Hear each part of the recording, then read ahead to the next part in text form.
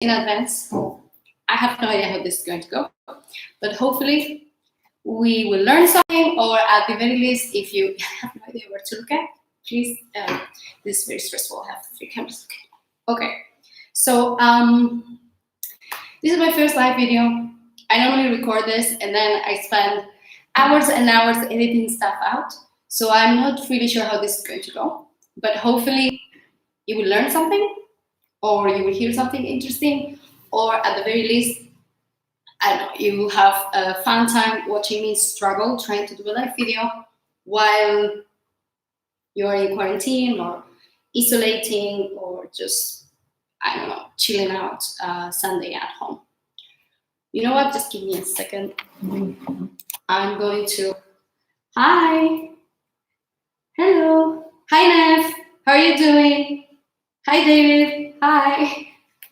This is super weird. Okay. How is Oh no, you have no audio? Nev has no audio. Everybody else is not having audio? Great.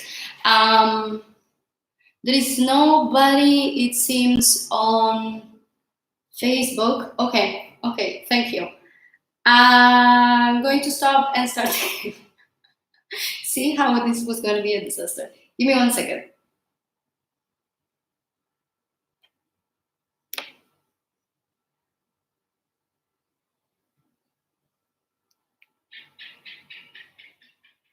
Sorry, YouTube. Hi. No, it's Instagram, but it's not appearing. Fine. And there were some people connected on Instagram, so I'm just gonna go there. Araceli, esto solo tú de momento.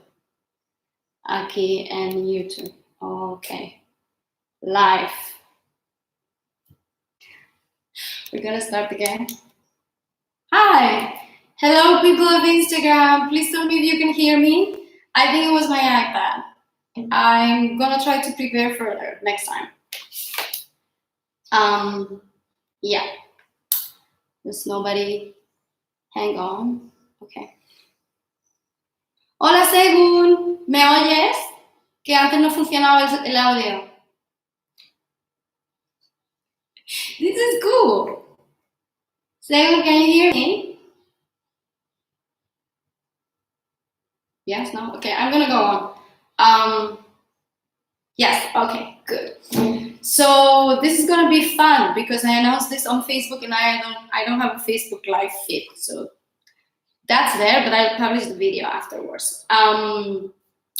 Okay, hello everyone. So just, I don't think nobody that doesn't know me is gonna watch this, but just a quick introduction. My name is Adela, and I'm a strategic branding consultant, and I also worked in fashion for 10 years. So lately I've been trying to produce content around the theme of sustainable fashion, because 1, I think it's important, and 2, I don't think there's enough really good information out there. There's a lot of information out there, but I feel like there's a lot of the same information being repeated over and over again. And in many cases, this same information, it's not based on facts, or it's really just taking a little piece of the puzzle and taking it completely out of context, just to try and get like more shares and more likes and everything, which, I mean, let's face it, this is how social media works, and this is what marketing is trying to do. But in the case of sustainability, I think it's too important to take these things lightly.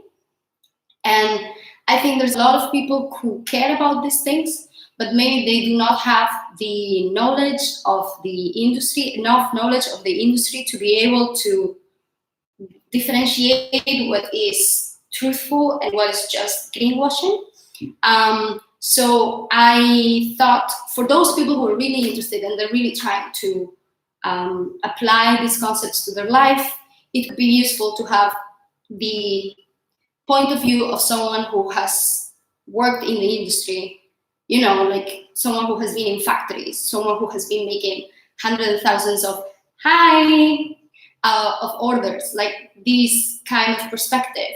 It's different at least, and it will maybe help you come up with your own point of view on the matter.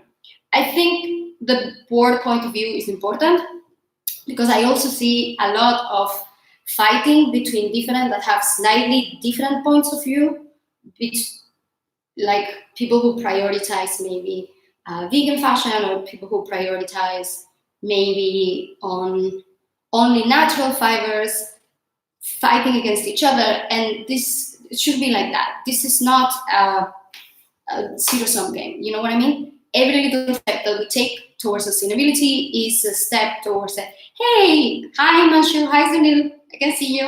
Hi Sasha, hi John. Every step that we take is a step into the right direction, and as long as we all have a better culture of fashion in our mind, then from my point of view, we're all in the same team. This being said, hi Alex. This being said, I obviously have my point of view, and I have the point of view from somebody that has worked in the industry. So you're not gonna hear me demonizing or criticizing fashion brands. I might be pointing out things or practices that I don't think are the best, or that I think can be done in a better way, but you're not gonna see me demonizing the fast fashion industry, because one, it would be very hypocritical because I was working there, and second, I think this is the industry operates this way because consumer has been asking for it to operate this way, kind of. If people, hi, hola Mariajo, Mariajo, sorry guys, me dice que quiere salir en el vídeo. ¿Quieres salir en el vídeo o lo has dicho sin querer?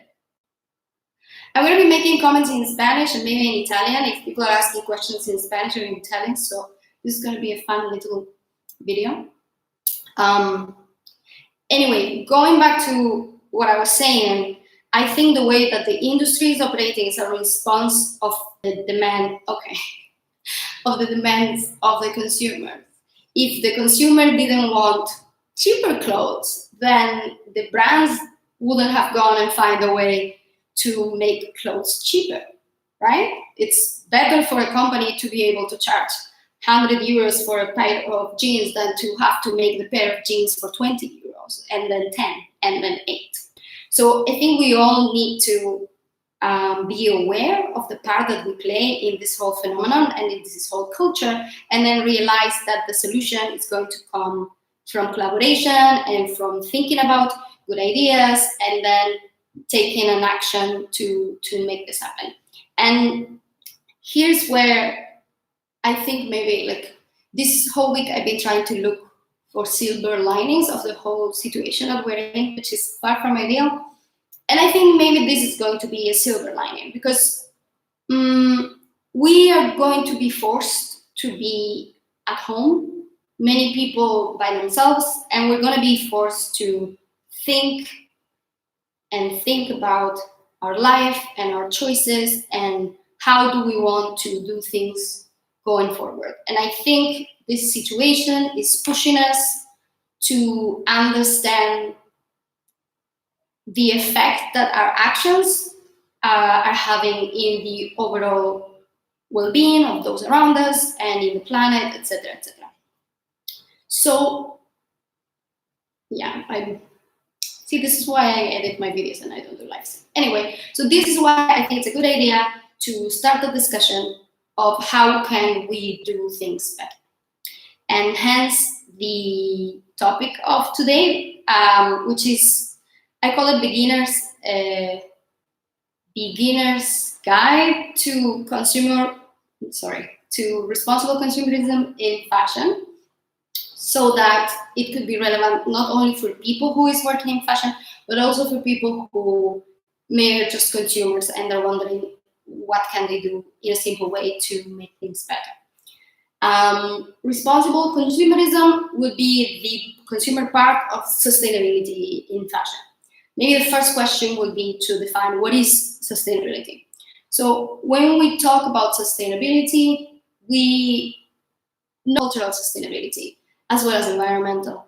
And the fact is, for the fashion industry, I truly believe we have reached a point where if we continue operating in the same way, it is not sustainable in the long term, non-financially, non-culturally, and non-environmentally. The production and the exertion of resources at the pace at we have been doing it, it's not sustainable. But as well, the generations that are coming are much and much more aware of the environmental issues, and as well they are less appreciative of material things. So culturally, this business model is also not sustainable. So we need to come with a new one. We need to find ways to improve the current fashion culture and fashion industry to make it sustainable in the long term. But I repeat, when I say sustainable, I think we should be talking about overall sustainable, of course, environmentally, but also business-wise and culturally. So, which are the ways that people are already trying to improve this? Because there is an interest and an initiative in improving this. Well, number one, we're trying to have an increased awareness of the issue, right? We're seeing more and more content, and we're seeing articles being written, and we're seeing documentaries and videos. Hi, Emilia. And all around the subject of sustainable fashion and about the fast fashion business model and how can practices be better. And this is all very good. This is all very good because it's pointing out that there is something that is not working great and that we should be looking for ways to make it better. However, as I said at the beginning of the video, I'm not 100% satisfied with the way this has been done, because in many cases, it seems more negative than proactive, and it seems to be it seems to have more the intention. Hi, Razva. Seems to have more the intention of trying to sell us something different rather than actually solving the problem. And people keep just sharing and forwarding and liking without even fact checking. For example, I'm sure you have heard over and over and over time again that fashion is the second most polluting industry on earth after oil. Well, this statement, fashion is the second most polluting industry, it's the vaccines causes autism of fashion. This is something that was said once in an article. There were no data to back up this thing because it's really complicated to calculate. And how do you determine which industry is this one and which industry is this one? So there is no data whatsoever to support this statement. However, it's very catchy, so people like to say it and keep repeating it. We don't know which is the most polluting industry. Because also, when does an industry start and when does an industry begin? Yes, fashion is very polluting and needs to find ways to be less polluting and be nicer to the environment. But let's point out true facts and let's educate the consumer and let's educate the people who is working in the industry. That's the way of doing it better. Sharing false statements is not the way of doing things better. At least this is my point of view. The way I talk is very aggressive, but please don't be offended if you think differently. Okay, so we have first one, awareness, and I think this is already being done. Maybe it's not being done exactly the way I would like it to be done, but it's getting there. And fashion schools are introducing programs in their curriculums. In fact, one of my goals for 2020 was to be a guest lecturer in more universities, but I don't think that's happening under the current circumstances, but who knows? Maybe digitally we'll look into that. So this is number one. Number two, which I think it's where most of the focus is going, is into having better products, better from an environmentally point of view. Just give me a second. Facebook is, I'm not looking at the camera. Sorry, there you go. The second one are better products. Better from an environmental point of view, which means things like better materials, products that are more versatile, that you can wear in many different ways, products that are maybe not so much subject, hey, hola, Tris! Products that are not so subject to trends and that they're going to be relevant in a couple of seasons, but products that maybe you can wear for years. So these are ways that we make the product better, right? And we have a product that we're happy spending our money in, what we can call a guilt-free product, right? I'm sure that we have all seen initiatives that big brands are taking in trying to incorporate sustainable collections and sustainable materials, whether they're organic or recycled or newly engineered fabrics. And there is also a lot of new brands that are being born, having sustainability in their mission statements and in their product claims. Now, this is good. It's good that a lot of people is trying to make fashion more sustainable. However, hard truth probably, or at least again, this is my point of view, is that if we're going to make it, because there is just not so much real need for fashion. If we really want to be more sustainable, we need to, and I'm getting ahead of myself, but we need to start buying less and caring better for our clothes, and then not even disposing, going to a circular model. So there is going to be less need for new fashion. And this is going to come by established fashion brands, maybe going bankrupt, like happened with Forever 21, and some of these new fashion brands to maybe not really have the chance to be established. So, I mean, that's not ideal, but I do think it's going to happen. So so far, we have awareness and communication, and we have better products, but that's not all. We also need to introduce improvements in the production and distribution and sales chain, because a lot of the pollution and a lot of the negative consequences that the fashion industry has happen also during the processes, like the pollution of water, or even soil deforestation, all of these consequences. So it could be that you are very happy because you bought a product which is 100% organic hemp, for example, or bamboo or linen, but what you didn't know is that in order to plant these crops, they deforested a piece of forest. You know, like there is a lot of complications there. Or it could have been dyed in a way where a lot of water was used and not disposed properly or not recycled. I mean, if you want to know more about that, in YouTube, I have one video, it's a 20 minutes video where I talk only about materials, and then another one where I talk about production. I don't want to go too much into that, but it is also very important.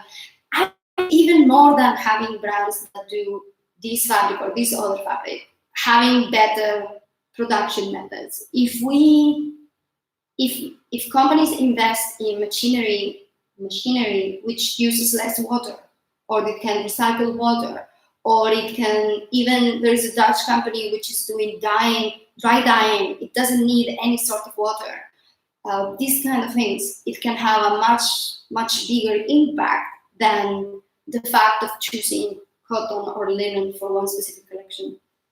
So this is very important as well. It's not as cool, or it's not as interesting from the consumer perspective. You cannot choose, right, which machine one company or the other company is going to use to dye their fabrics. You can only maybe read the care label and see whether this is linen or polyester. But it is important to mention, and especially for those of you, if you work on the industry, because see some of the people watching work with me, so I know you're in the industry. If you can check with the suppliers and see if it's possible for them to operate in a way that wastes less water or it is creating less residue or something like that. It can make a very big impact. Then we also have, and I think this is very important, it doesn't get talked about enough, initiatives that are actually directed toward changing our culture, our relationship with clothes and our relationship with fashion. Because at the end of the day, the way that the fashion industry operates and the products that we get are, as I was saying before, a result of what the consumer is demanding, what we want. We want to have the latest trends every cheap. Once you have gotten used to pay €5 for a t-shirt and €20 for a dress, the idea of paying €50 for a t-shirt and €150 for we need, and we are buying really badly. Like, our moms and our grandmas knew everything about the different fabrics, knew how to recognize it, how to wash them, how often to wash them, how to store them. And the garments made back then were made to last, but also the people were taking care of them in the way that they should be taking care of them. And this is why sometimes you go into your mom's closet and you find something that she wore when she was your age, and you see this is amazing, and then you wear it and you look super cool. While the things that we're buying, yes, we buy it for next to nothing, but then you wash them three times and the seams are twisting and there's little holes coming up. And this is because, one, they are extremely cheap because we want to buy it cheap. So then obviously the manufacturer is going to find a way to make it cheaper. And you cannot buy $1 for 1 cent. So to make things cheaper, then you need to compromise on something. Either you need to buy less for the fabric, so you need a lesser quality fabric, or you're going to have to go to a different factory that maybe is cutting corners in terms of safety or in terms of wages, or maybe they're going to go and buy the chemical dyes because they're cheaper than the organic dyes, and then there is less wastage in fabric when you're using chemical dyes instead of an organic dye. So basically, you are choosing. It's obvious. You are casting a vote every time that you choose to buy something. You are telling the industry, what do you want? What are your priorities? What is important for you? Is it important for you that you can continue rotating your wardrobe every season? Or is it important for you that we take care of the planet and that people get fair wages? Because, oh, what? Good. Hi again. Because these are mutually exclusive. I don't know if anything cut, so I'm going to say my really serious statement again. We need to decide whether we want to rotate our wardrobe every season or whenever we want a more environmentally friendly and socially responsible fashion. Because they're both mutually exclusive. We cannot have it both ways. So next time that you go shopping, you should be mindful about it and realize that the choice that you're making, it can have a ripple effect on how the fashion industry is going to evolve going forward. I wanted to, sorry, I'm looking at my cheat sheet. Okay, so if you don't know where to start, I'm going to point out a few things that, as a consumer, each and every one of us can start doing or at least thinking about.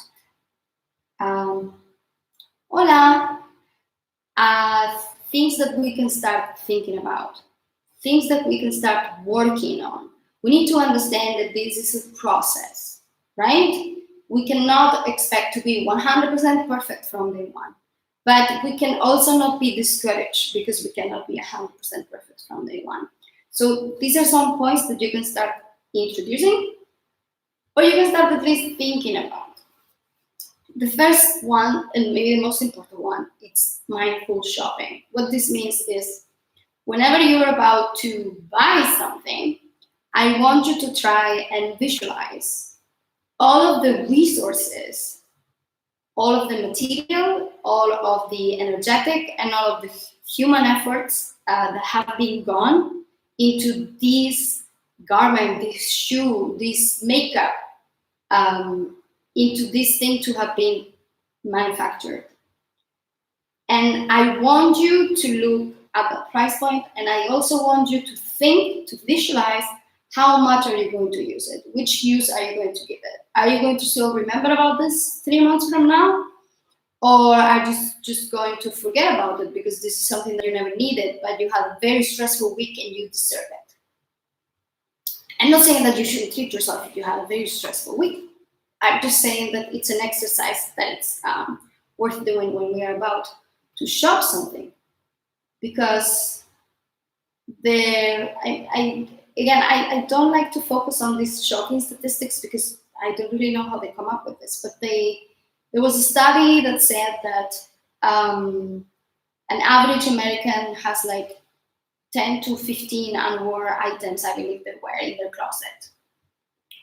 Because sometimes we buy by impulse, and these are things that we don't need, or these are things that we have something like it's like 90% the same. And I mean, I've done this before. I think it has happened to me a couple of times at least, that I was shopping so much in a rush, because I also hated to go shopping, so much in a rush that when I went back home and I unpacked all my things, I have bought the same thing twice. I can remember at least 2 instances on which this has happened to me. I don't know, has this happened to you sometime, or this is just me? Maybe this is particularly stupid, but this has happened to me at least twice. I think it was during sales, because I get very stressed in crowds and I hate lines, so I was just trying to do it as fast as possible. But obviously, I could have been more mindful, because if I had I would like you to do an exercise next time that you are shopping. And toilet paper maybe, but when we can do it next time, when we will be able to do it, I would like you to do an exercise. When you are eyeballing something that you like, you see this dress or these shoes or this new skincare product or whatever, I want you to think at least of 3 instances that you're going to use it or wear it. If we're talking about garments or accessories, I would like you to imagine at least 3 different outfits that you're going to wear this with. And if you cannot really think about it, maybe just leave it where it is. Leave it, and you know what? If after a week or a few days you're still thinking about it, then go back and buy it. But try avoid being this impulse buy. Then the second one is, I would like you to think long term. I would like you to yes, you can do shopping online, but this is Sasha. Sasha, you're still in Dubai. You can do shopping online still, but there is some countries, I believe in Italy for sure, and I think Spain is about to do it, where non-essential distribution and shopping is not going to be allowed anymore. And I mean, I don't know. I think it's not something that we're going to be able to avoid, and probably in a few weeks that's what's going to happen. But you know, it's going to come back to normal in some time. But anyway, yes, if you are shopping online, if you're so stressed because you're cooked out at home and you are going into ASOS or Namshi or whatever to distract yourself, maybe start by liking all the items, you know, that you can do that. And then a day after see them again, and then a day after see them again, and then wait a few days before buying it. This maybe can help you to avoid buying unnecessary things. Okay, the second one was thinking long term, and what I mean with thinking long term is try avoiding fads, because sometimes, come on, we know this, especially when celebrities and music industry, video clips and stuff is involved. Some really crazy stuff starts trending, like really stupid looking stuff starts trending, and people just go and buy it, and then 3 months after you realize it looked stupid, or I don't want to be offensive. Maybe it doesn't look stupid, but it's not your style whatsoever. Maybe you see that Instagram and you see an Instagram 15 times, and then you got stars in your eyes and you say, I want it and I like it. But then when you buy it, you wear it twice, and then you realize it doesn't fit your style, it doesn't fit your lifestyle, maybe it doesn't fit the color of your skin and your body type or whatever. Like, these items are destined to go in the back of the closet and to never be worn. And that's just sad. So this is something that we need to try to avoid, right? Let's try to give the garments as much life as we can. And this starts by buying things that you're still going to like next year. Sorry, I keep looking at my notes. Number 3 is avoid wear only once items. Now, there are many items that get sold to be worn once or twice. Think about costume parties. Think about even New Year's Eve or a birthday party. Like, it's your birthday, you buy an outfit, and it's like really crazy because you have a theme party, but then you're not going to wear it again. Or maybe for an event or a wedding. For example, in Spain, we take weddings really, really seriously. I know not in all countries it's the same, but I'm talking about red carpet stuff right here, guys. Like, weddings in Spain, especially in south of Spain where I come from, they're like the real deal. Like, if it's a night, most girls will wear long gowns. If it's a day wedding, you do not wear a long gown, but most girls wear like a hat or a fascinator. So it's like a really big deal. And there is this thing of not being seen in the same dress twice. So there's a lot of people who buy a dress for a specific wedding, and then they don't wear it again. It goes back in the closet, then your size changes or whatever. And this is very sad because especially with occasion dresses, it makes me very sad because number one, they tend to be very expensive. So you're actually investing quite a decent amount of money in this thing, and you're just wearing it for like 12 hours, and it's not even your wedding. And then makes me very sad as well because there is a lot of really beautiful materials and a lot of effort being made into having this garment come to life. This garment should have a longer life. It should be seen more. I love it that in the red carpet events this year, they were trying to promote sustainability, and people were wearing dresses that they have worn before and things like this. But I think we need to do that as well. I mean, if Joaquin Phoenix can wear the same tuxedo to every gala in 1 year when he's winning everything as well, then we can for sure wear the same dress to our best friend's wedding and to our cousin's wedding as well, right? Then sorry. Number 4, it's quality over quantity. So we got into this dynamic of treating buying clothing as a hobby, and then we meeting our friends and we go to the mall and then we shop something, and then it's like like a hobby. It's not, it's an entertainment activity. It's not really that. It would be better if instead of buying 50, 60, 70 new pieces every year, we bought 2 to 5 pieces in 1 year, and these are pieces that we're going to use a lot, that we're going to use every week, that they're going to last because the material is high quality, because it's beautifully constructed, because it's a style that it's going to be relevant as the time passes, basically because it's a good quality thing.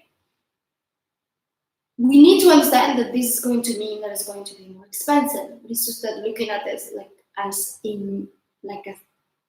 we need to start looking at this like it is, oh my god, like it is an investment. Hey, hi Gabby, hello. We need to treat clothes as an investment. Come on, think about it. You're gonna get dressed every day, right? Unless this disaster goes out of hand and then we all go feral and go back to living in the woods, we're still going to be dressing every day. And we're gonna have somewhat similar activities every day, right? So it makes absolute sense to invest in something that you can wear very often and that is good enough quality that's going to resist this. Then, kind of linked to this, and probably not in the same way that you think, is my 5th point, which is reduce the use of artificial fibers. And when I say reduce, I mean reduce, not eliminate. And I will tell you why. So, artificial fibers, there are hundreds of artificial fibers that are there. Yes, you have really awful, cheap, smelly polyester, but you also have amazing technical fibers that can have really, really good properties that you cannot, at least at this point in time, you cannot get with any natural fiber out there. So sometimes if you want to think long term and be mindful and invest in quality, depending on what you're trying to buy, the best choice will be an artificial fiber. For example, let's say that you enjoy going to the mountains and you want to invest in a very good soft shell jacket. Well, that's going to be artificial, but it's maybe going to last you a lifetime. And it's going to be much better than, I don't know, cotton hoodie, if you want to go to the mountains.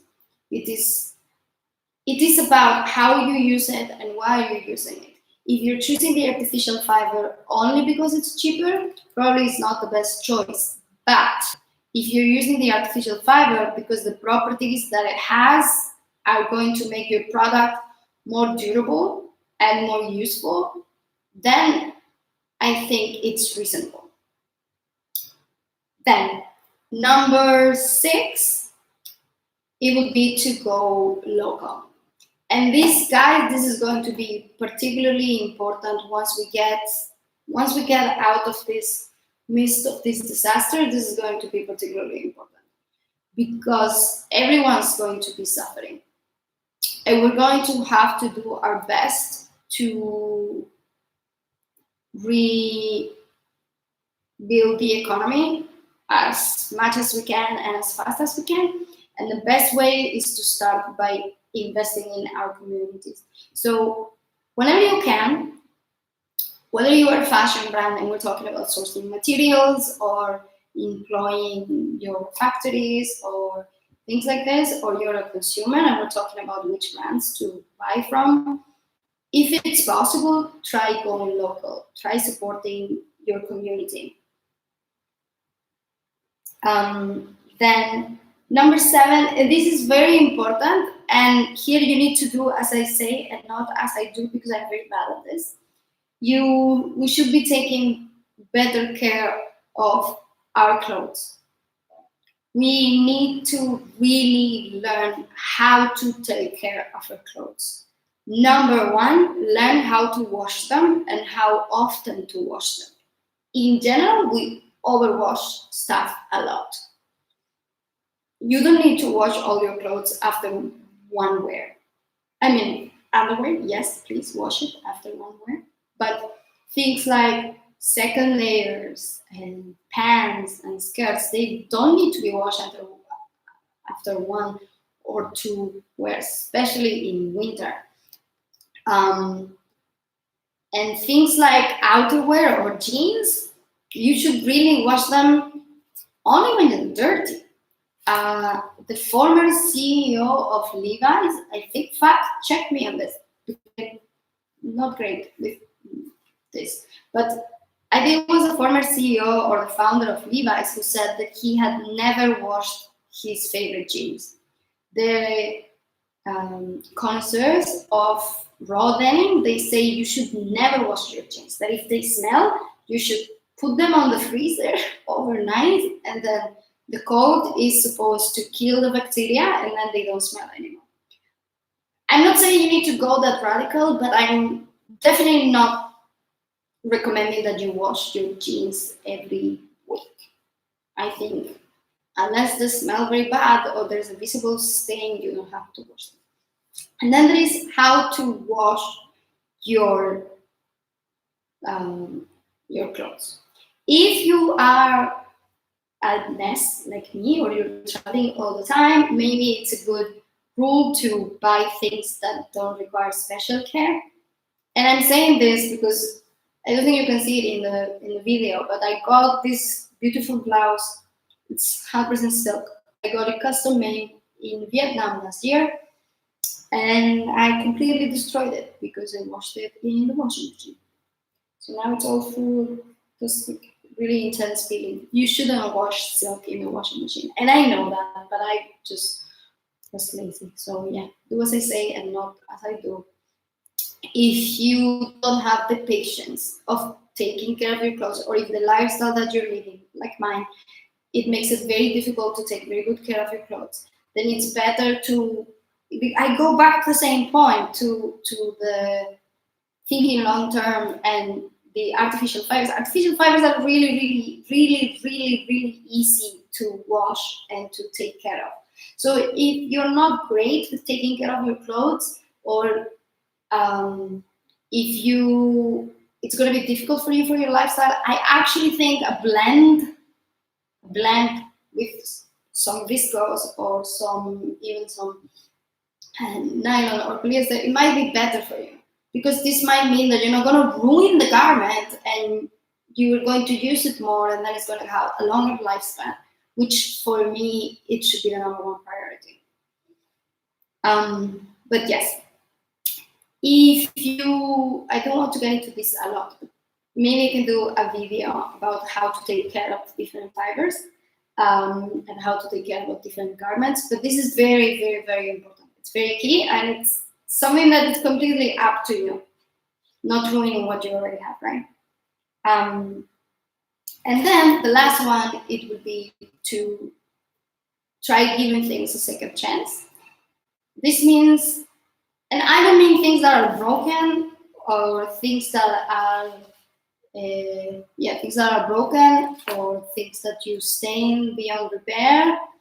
I'm talking about things that maybe you bought out of a whim, or maybe that you don't need anymore because, I don't know, maybe you used to be a really high executive in banking and then you changed your life around and are a yoga teacher. Maybe you're going to have a lot of pantsuits that you no longer need, right? When there is something that you don't need anymore, that you cannot use anymore, I will try to advise you to see how can this thing continue being useful. If you can give it to somebody that needs it, if you can resell it, if you can upcycle it, if you can tailor it in a way that you can continue using it. Try to be mindful when you are discarding an item at the same time that you are when you are buying an item. Because if we think about this, these are all pretty easy things to do.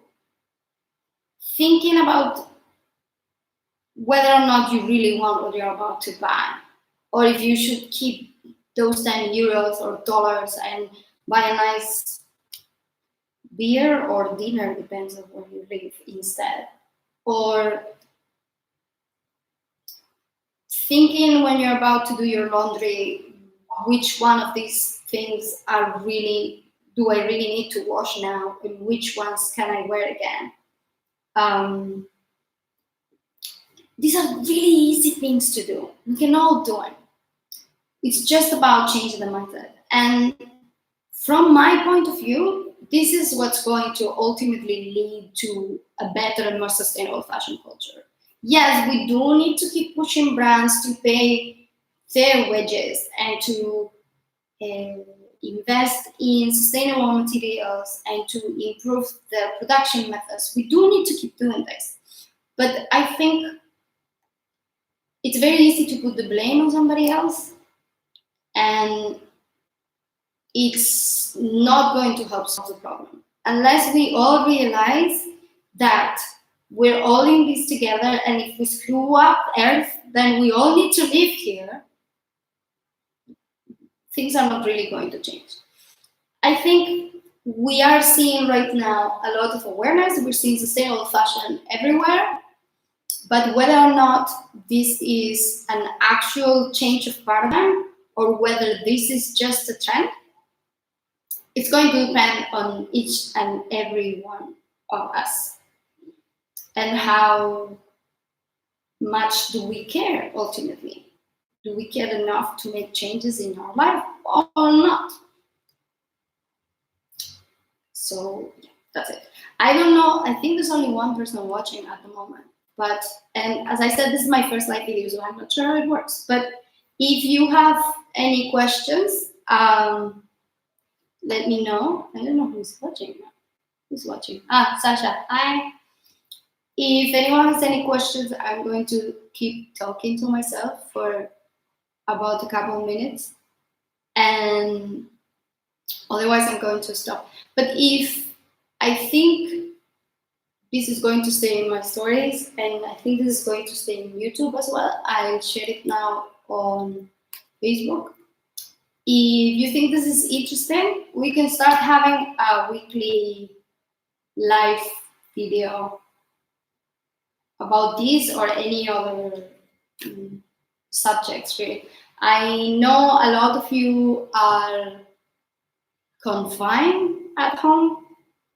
Some of you can work from home, some of you can't, and you're probably looking for things to do. I am actually extremely lucky in one of the countries to implement measurements faster and stronger than anywhere else. So things are quite under control. I mean, many things are closed, and we need to be careful. We need to wear our masks, and I had to modify my travel plans, but I can have a normalish life.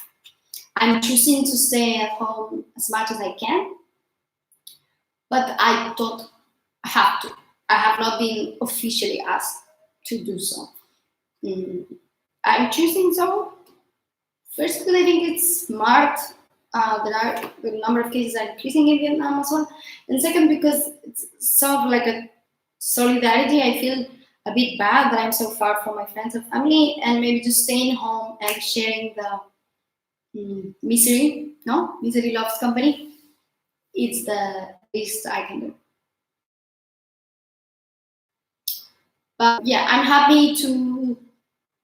If this was not too boring, I'm happy to do this every week or maybe twice a week and keep talking about sustainable fashion, or we can talk about other things such as I think I listed a number of things, but we can talk about strategic branding. If maybe you can use this time to come up with a new business idea, so I could teach you how to create a business profile, a brand profile, how to create a customer persona, or maybe how to tune into a business mindset.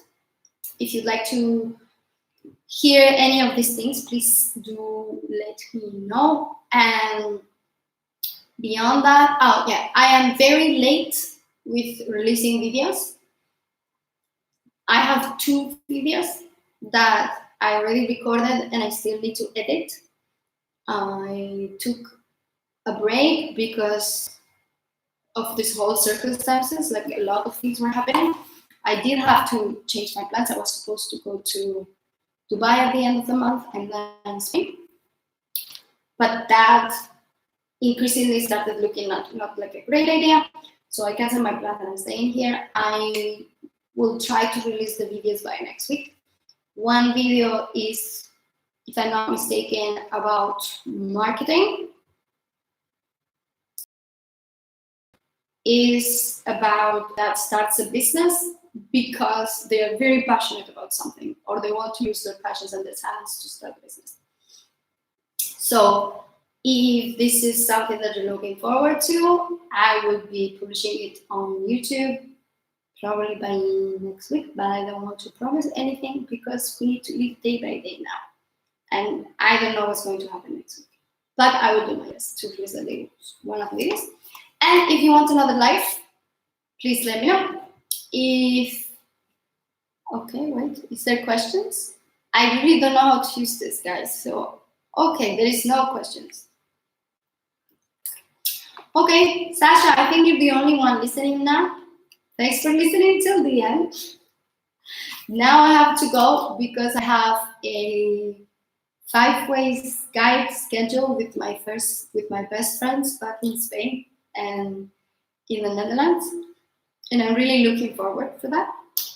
But as I said, if this was not too much of a disaster, we can do this again next week. We'll just have to decide which theme is the best. Let me know if you have any suggestions, or otherwise I will choose myself like this time. Okay? Stay safe. Stay home. Sorry, that was very aggressive. Please stay home. I'm gonna give you the puppy eyes. Please stay home. Please stay. And try to take it as easy as you can. Okay, we'll come out of this the other way, and we will learn so much about so many things. So, any kisses? And thank you. Thank you for listening. Bye.